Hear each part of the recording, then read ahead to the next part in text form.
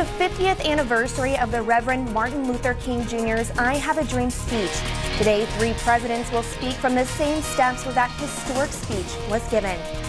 Fire crews worked overnight to increase containment on a vicious wildfire burning at the edge of Yosemite National Park. Just how much damage this fire has done coming up.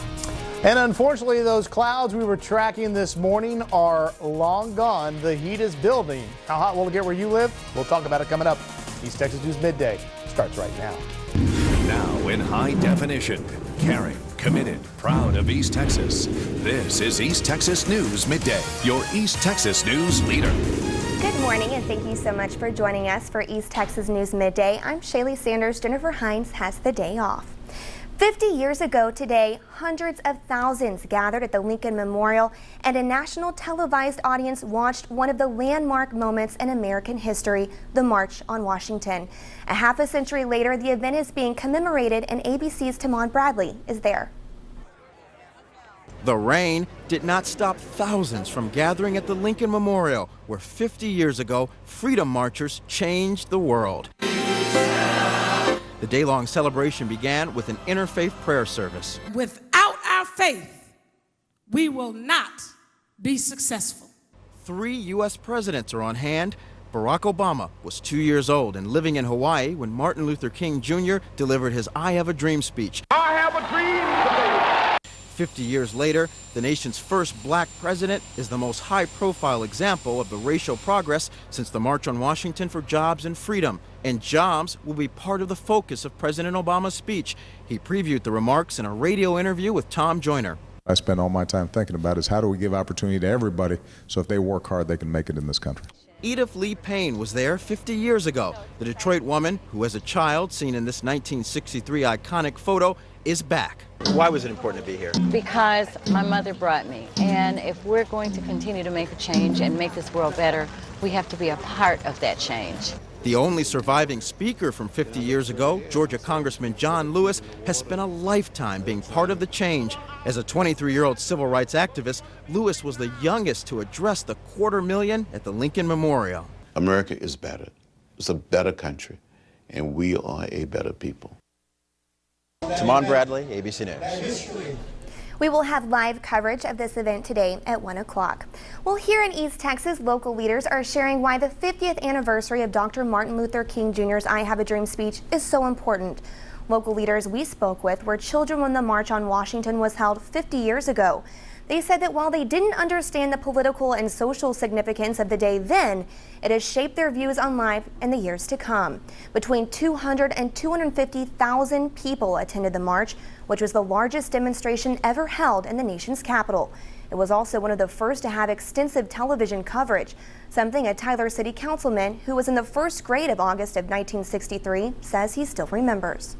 As a child, the impression was there had never been that many African Americans on television at one time, in prime time. And that was a thing of pride. The local leaders also said the lessons of Dr. King's speech will continue to inspire them in the future.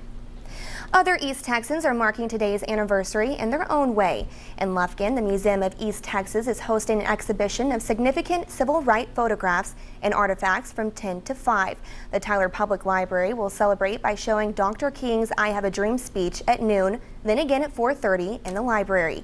There will also be a special book display highlighting the civil rights movement. First Baptist Church in Tyler is also inviting the public to join them for an event that ends at noon. Tyler investigators have secured an arrest warrant for Elijah E.J. Williams, who is now wanted for murder. Authorities tell us they believe Williams was involved in the death of Breonna Young, who was shot at P.T. Cole Park on Tuesday, July 30th. Williams' bond is set at $1 million. However, investigators have not been able to locate him. If you have any information on his whereabouts, contact the Tyler Police or Crime Stoppers. Western powers, the U.S. in the lead, now laying the groundwork for a possible airstrike on Syria. Their response to a gas attack on a Damascus suburb. ABC's Marcy Gonzalez has the latest. American warships and cruise missiles in position, ready to strike. The U.S. claiming to have concrete evidence about the alleged chemical attack in Syria that killed upwards of 1,000 civilians, including intercepted conversations between Syrian commanders. There is no doubt who is responsible for this heinous use of chemical weapons in Syria: the Syrian regime. The official investigation is ongoing, the UN saying it does seem some kind of substance was used. UN inspectors on the ground for a second day. Secretary General Ban Ki-moon pleading for patience, explaining inspectors still need 4 more days. The team needs time to do its job. The U.S. expected to wait for inspectors to leave before striking, but plans to act are moving forward. If the order comes, you're ready to go like that. We are ready to go like that. Britain's Prime Minister David Cameron proposing a resolution to the UN today to authorize use of force. President Bashar al-Assad saying Syria will respond to any military strike by using all means. If Bashar al-Assad didn't hesitate to use chemical weapons against his own sleeping civilians, what's to stop him from using them against sleeping Turks, Jordanians, or Israelis? So that's the nightmare scenario. Marcy Gonzalez, ABC News, New York. A group of at least 50 House Republicans and Democrats has written President Obama demanding that he seek Congress's permission to attack Syria. Fire crews overnight were able to increase containment of a giant wildfire burning at the edge of Yosemite National Park. The U.S. Forest Service says the fire was 23% contained this morning, but the fire has now consumed 293 square miles. The fire is threatening 4,500 structures. Forest Service officials have confirmed that 3 commercial properties and 85 tent cabins have been destroyed. Happening now, a military jury is deciding the fate of the Fort Hood shooter that killed 13 people back in 2009. Closing arguments were held this morning in the military trial of Army psychiatrist Nidal Hasan. Prosecutors are arguing the jury to sentence Hasan to death. They say Hasan was a doctor trained to save lives, but in November of 2009, he dealt out death. Hasan refused to make a closing statement. The sister of the man accused of kidnapping a California girl and killing the girl's mother and brother says her brother is a good man. The FBI shot and killed James DiMaggio during the rescue of Hannah Anderson in the remote Idaho wilderness 2 weeks ago. His sister Laura DiMaggio says she is not convinced her brother did anything wrong. I know that the Hannah Anderson that I saw a few nights ago on the TV is certainly not the girl that stayed in my home 3 weeks prior to them disappearing. I remember very vividly telling my brother, she's trouble. DiMaggio also questioned Hannah Anderson's behavior in the weeks before the deadly incident. The CEO of Starbucks acknowledged that Obamacare might increase insurance costs, but Howard Schultz said Starbucks insurance plans will stay in place for everyone. Other U.S. companies have cut staff or benefits in anticipation of next year's healthcare overhaul. Starbucks is unique in its policy because even part-time workers are eligible for insurance. In 2010, benefits cost the company $300 million, more than it paid for coffee. Don't save the baby talk for your newborn. A new study says unborn babies can actually recall certain words heard in the womb. We'll have that in our Med Team report. And it is getting hot out there, folks, already. Let's take a live look outside, courtesy of our Grant and Flannery WeatherNet site. How about that? It's 90 in Nacogdoches, but it feels like 96. Your forecast is next.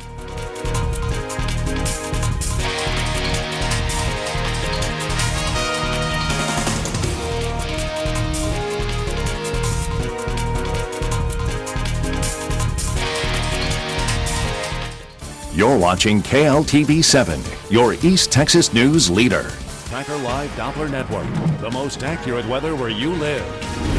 Pretty warm yesterday, but thankfully we had some of those high clouds hanging around. That kept those temperatures from getting too high. 94 the high yesterday in Tyler, right where we should be this morning was 72. Longview 96 the high yesterday, 74, a little above average for this time of the year this morning.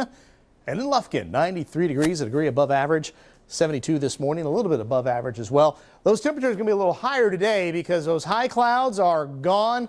The clouds we saw this morning are gone, and we're left with sunshine. Now, here's that little disturbance yesterday that kept those clouds around. It's in western Kansas. Overall, the tropics pretty quiet, nothing developing and nothing sending any tropical moisture our way, which is not great news because, yeah, we got lots of burn bans out there, folks. And again, I don't know why, but yeah, Titus County, you're still under the burn ban. It didn't go away. Got to see why that's not updating. And if you're not under a burn ban, let's just pretend that you are, because folks, it is dry out there. Take a look at Storm Tracker Live, Doppler Network. No rainfall across the area that we can see right now, nor do we really anticipate anything developing for today. Look at these temperatures, though. Already warming up to around 90 in many areas. 91 Mount Pleasant, 91 Greenville, 90 in Quitman, 87 right now in Tyler, 90 in Longview, and 91 in Marshall. And in Deep East Texas, 91 in Nacogdoches, 88 Lufkin, 90 in Crockett. It is heating up everywhere. Now, satellite and radar combined, moisture building up in the western Gulf, so when the sea breeze gets active today, it should stay well to our south. So it looks like we're going to be remaining dry across East Texas, and the sunshine is out there. Again, there's that disturbance that helped us out yesterday. It is a long way away. So the green that Precision Cast trying to spit out this afternoon, I just don't see it happening, folks. I think we're going to be on the dry side and the hot side, and the humidity's up there as well. So the heat index, especially early in the afternoon, will be a factor as we see high temperatures in the upper 90s today. It'll feel like it's above 100. And then as we hit the late afternoon hours, as drier air mixes down from aloft, those heat index values will come down, but still a hot day across the area. Wake up tomorrow morning in the low to mid 70s. Central Counties 99 Tyler, 98 Longview, 98 Mount Enterprise this afternoon. We'll wake up tomorrow morning in the low to mid 70s here as well. And in Deep East Texas, mainly middle 90s. There'll be a few mid to upper 90s out there. And as you wake up tomorrow morning, mainly low to middle 70s. All right, take a look at that extended forecast, because not only is it hot today, but it gets hotter tomorrow and on Friday. The heat lingering through at least Sunday with highs pretty close to 100. Oh, I don't like temperatures this high this time of the year. And even worse news, in my mind at least, because I'm a big football fan. I love some football. Tomorrow night we have kickoff around 7:30 for some high school games. Friday night we have kickoff around 7:30 for some games. I just checked some of the latest data that just came in, and it is showing it at 7 o'clock Friday evening. Most of East Texas will still be right around 100, which would make kickoff temperature about 97. I think it's a little too warm still, but you know, I've been saying 93 for a while. Maybe 95 for the kickoff temperature. That's a little warm for football. A little hot, yeah. Yeah, definitely. Well, thank you so much, Grant. Still to come on East Texas News Midday, can babies really learn in the womb? Many have wondered whether babies remember what they hear before they are born. According to a new Finnish study, they do. We will have more on that and what researchers say coming up next in our Med Team Report.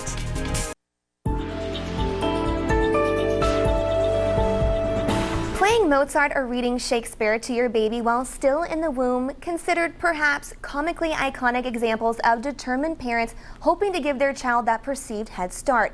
But is there any proof that babies actually remember what they hear before they're born? Well, according to a new study, they do. ABC's Dan Kleffler explains.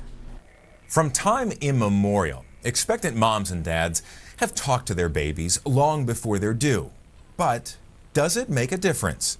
According to a small Finnish study published this week in the journal Proceedings of the National Academy of Sciences, the answer is yes.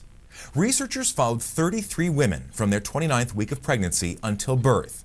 Half of the mothers listened several times a week to short recordings, repeated hundreds of times to the made-up word ta-ta-ta and a variation of the word. The others did not. After they were born, infants exposed to the fake word strongly reacted to the sound as compared to the control group, suggesting the fetal brain is capable of auditory learning long before birth, and that it actually undergoes structural changes, resulting in neural memory traces that may influence speech acquisition through infancy. The authors say these findings could prompt interventions aimed at preventing future language impairments or even help compensate for genetic disorders such as dyslexia. With this Medical Minute, I'm Dan Kleffler. This study tested 33 subjects. The findings show that while babies may remember what they heard in the womb, the study did not address if this has any long-term effects. Still to come on East Texas News Midday, Texas Country reporter Bob Phillips is in Corpus Christi visiting the Museum of Science and History. He will introduce us to a photographer who is responsible for creating an interesting exhibit documenting the history of his seaside town. You're watching East Texas News Midday, your East Texas news leader. Photographs can be timeless, especially in the case of a collection in a coastal town museum. Texas Country reporter Bob Phillips has more. It was at the Corpus Christi Museum of Science and History where an interesting exhibit caught our attention. It's called the McGregor Collection, and it's a tribute to local photographer Doc McGregor, who for 30 years single-handedly documented the history of this seaside town. And to fully appreciate his gift to the city, well, you have to travel deep into the back halls, behind the scenes, where Ron Randolph is the quiet, cataloging caretaker of Doc McGregor's life's work. This is a tedious job you have. Been doing it since 1987 on a part-time basis, so I just keep going with it. How many images are we talking about in this collection? 200,000 to 300,000, I think, is what. 200,000 to 300,000. Yeah. If it happened in Corpus Christi in the 1930s, 40s, or 50s, chances are it was seen through Doc McGregor's lens. He's even run across a few images that hit close to home. Well, I found my parents' wedding picture in the wedding collection category. You're just going through I'm going McGregor's through. collection. That's my parents. I'd go through the collection and I'd see a street saying, hey, that building's still there, you know, that's neat. I got to thinking, maybe I'd go out and shoot a picture of the same scene. But the faces that peer out from Doc McGregor's photos are long gone. All that's left are these images and dozens of questions about who these people were. It's like a motion picture starts when you see a picture that clicks with you. Ron Randolph works every day on a job he will never finish by a man who documented the life and times of a town simply because he loved its people. Doc McGregor is no longer with us, but his work will likely live forever. And if he were here today, there's just one thing Ron would like to hear him say. Good job. I bet he would. I bet he would. And I would be pretty happy with that.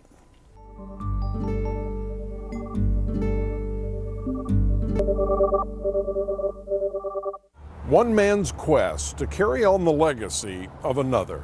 I'm Bob Phillips, Texas Country reporter on the road in Corpus Christi for East Texas News Midday. Stay with us for another look at your week's forecast. Now for the latest on what's happening in Hollywood, here's Brandy Hitt with the Showbiz Wrap. Hollywood's A-list will join President Obama Wednesday to commemorate the 50th anniversary of the March on Washington and Martin Luther King's historic I Have a Dream speech. Oprah Winfrey, Jamie Foxx, and Forrest Whitaker will be there, along with musical performances by LeAnn Rimes and BB Winans. George Clooney was spotted in Venice Tuesday ahead of this year's Venice Film Festival. The actor was chased by paparazzi as he arrived by boat. Clooney's film Gravity, which also stars Sandra Bullock, is opening the 70th edition of the festival. Billy Ray Cyrus is reacting to his daughter Miley's controversial performance at the MTV Video Music Awards. Cyrus told Entertainment Tonight, "She is still my little girl. I love her unconditionally, and that will never change."